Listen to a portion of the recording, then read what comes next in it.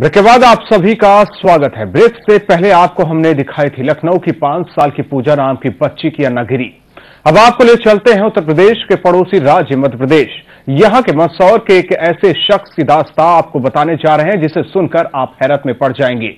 सोचने लगेंगे कि क्या ऐसा भी हो सकता है, इंसान कैसे बदल सकता है और कैसे समाज का दुश्मन बना कोई शख्स समाज की भलाई के लिए काम भी कर सकता है। ये उसकी कहानी है उस शख्स की जिससे हर कोई प्रेरणा ले सकता है, खासकर वो लोग जो अपराध की दुनिया से वास्ता रखते हैं, वो लोग जो अपराध के जरिए अपनी जिंदगी काट रहे हैं और हमेशा इस डर में रहते हैं कि कहीं पुलिस की गोली एक दिन उनके जिस्म से जान ना निकाल दे।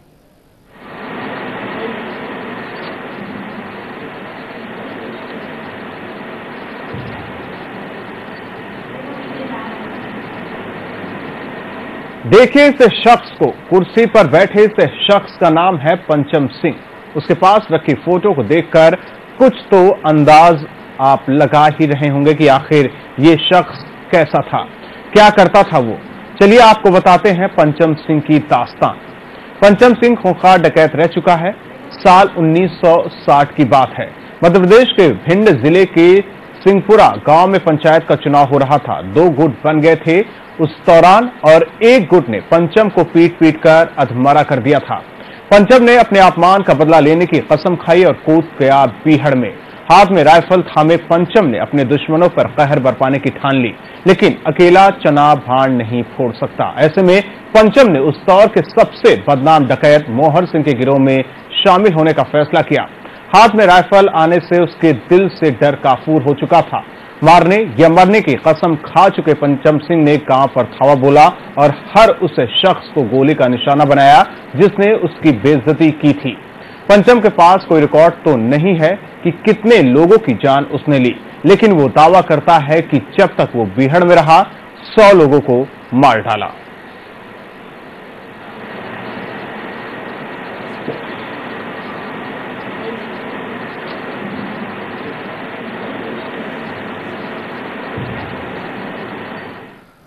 अब आपको दिखाते हैं पंचम सिंह का दूसरा रूप। इस रूप को देखने के बाद आप ये सोचने पर मजबूर हो जाएंगे कि क्या ये शख्स 100 लोगों की जान भी ले सकता है। देखिए पंचम सिंह का ये रूप।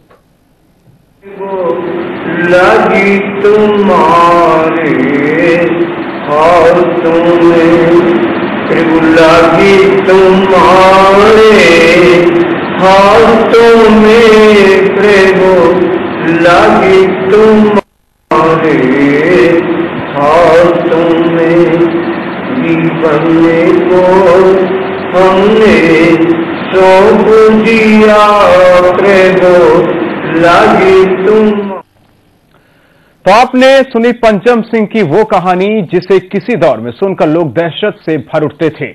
आप सिर्फ सोच सकते हैं कि घोड़े पर सवार पंचम सिंह जब किसी गांव में पहुंचता था और जब उसके हाथ की राइफल शोले उगलती थी तो कैसे लोग भागने लगते होंगे अपनी जान बचाने के लिए।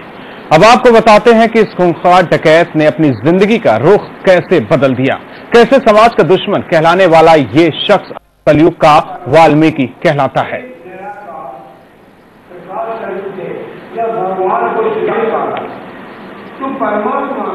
एक तरफ आप देख रहे हैं पंचम सिंह और उसकी वो तस्वीर जो डकैत होने के दौरान खींची गई थी। दूसरी तस्वीर आप देख रहे हैं कुछ लोगों के साथ बैठे पंचम सिंह को। जी हां, पंचम ने जिंदगी जीने का अपना ढर्रा बदल लिया है। मशहूर गांधीवादी जयप्रकाश नारायण के कहने पर पंचम ने बीहड़ से निकलकर आत्मसमर्पण किया और बन गया कलयुग का वाल्मीकि। जिस शख्स ने एक दौर में 500 से ज्यादा डकैतों की फौज खड़ी की हो और जिसके दर पर नेता अपना सिर झुकाते रहे हों और बड़े लोग हर महीने अपनी आमदनी का 10% हिस्सा दे जाते हों, वो बदल गया है। दरअसल कत्ल का सैकड़ा लगाने वाले पंचम सिंह और मनोहर पर जब अदालत में मुकदमा चला तो दोनों को फांसी की सजा सुना दी गई, लेकिन राष्ट्रपति ने उसकी दया याचिका स्वीकार कर ली और उम्र कैद की सजा काटने के बाद पंचम रिहा हो गया। जेल से छूटने के बाद पंचम के सामने सबसे बड़ा सवाल ये उठ खड़ा हुआ कि आगे की जिंदगी कैसे काटी जाए। वो अब डकैत नहीं रह गया था, लेकिन लोग उससे मिलने, उससे बोलने में घबराते थे। रात दिन सोचते सोचते पंचम ने तय किया कि समाज का तो वो दुश्मन रहा है, अब समाज की भलाई के लिए वो काम करेगा। एक दिन कहीं से उसे प्रजापिता ब्रह्मकुमारी विश्वविद्यालय के बारे में पता चला और उसने वहां संपर्क साधा। प्रजापिता ब्रह्मकुमारी विश्वविद्यालय की ओर से उसे राजयोग के बारे में बताया गया और अब पंचम लोगों को राजयोग की शिक्षा देता है।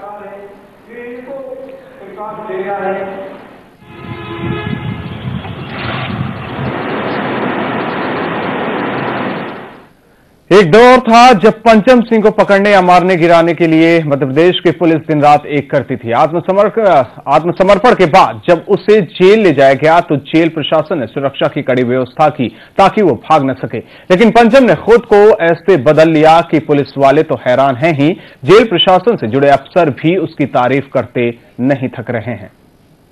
अच्छा इंसान बन गया, एक साधु बन गया, एक समाज सुधारक बन गया।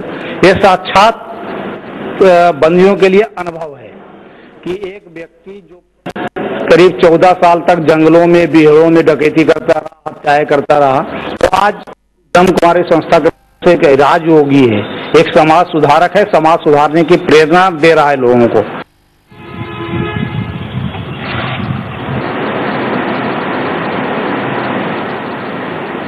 और आइए आपको सुनाते हैं कि पंचम सिंह को जिंदगी की नई दिशा देने वाले प्रजापिता ब्रह्मकुमारी विश्वविद्यालय के कार्यकर्ता का उसके बारे में क्या कहना है। जेल में रहने से जो साधना आराधना जो करना चाहे वो आदमी चाहे जितनी कर सकता है, इसमें कोई तकलीफ नहीं होती है। जितना चाहे इतनी आराधना कर सकता है, जो गुफाओं में नहीं कर सकता है वो यहाँ कर सकता है, और इससे आदमी में सुधार आ जाता है और परिवार में जाके अच्छे से रहने की कोशिश करें। तो सारे नशे को छोड़ने चाहिए बंदियों को।